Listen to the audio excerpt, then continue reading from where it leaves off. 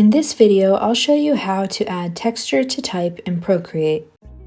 I started with a new square canvas sized at 2048 pixels. Select the background layer and change the color. Under the wrench icon, choose Add Text. From here you can get creative, but I decided to use Hoefler Text Black and make it really large so it filled the entire width of the canvas.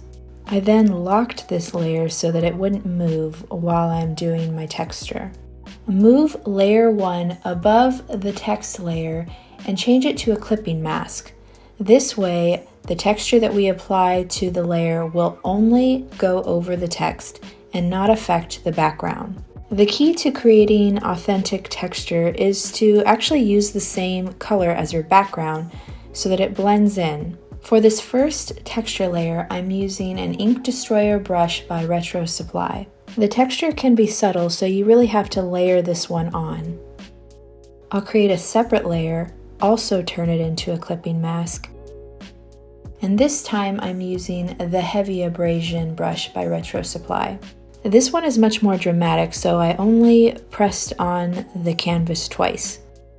If you want to tone back the texture, you can go into the opacity setting and use the slider until you get the effect you want.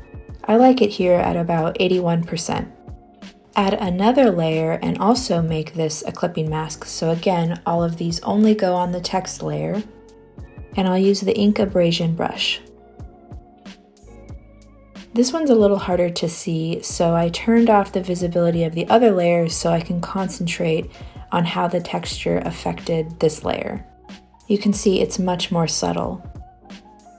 Turn the visibility back on for all the other layers, and then for this last layer, I'm going to apply more dramatic textures. I'm just trying a few of the different paper scuff brushes, part of the Edge and Fold brush pack. Now when you use these, you usually only want to tap once, see how it looks, maybe undo and try it in a different spot. It's not something that you want to draw on your canvas. You just want a little tap.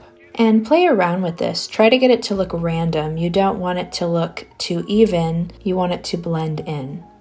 And since these textures are more dramatic, I wanted to go into the opacity and use the slider to go down to maybe around 50%. And that's how I add texture to type in Procreate. I like to separate it out by layers so I can really have control over it. If I don't like it, I can turn it off, delete it, or just adjust the opacity to scale down the effect.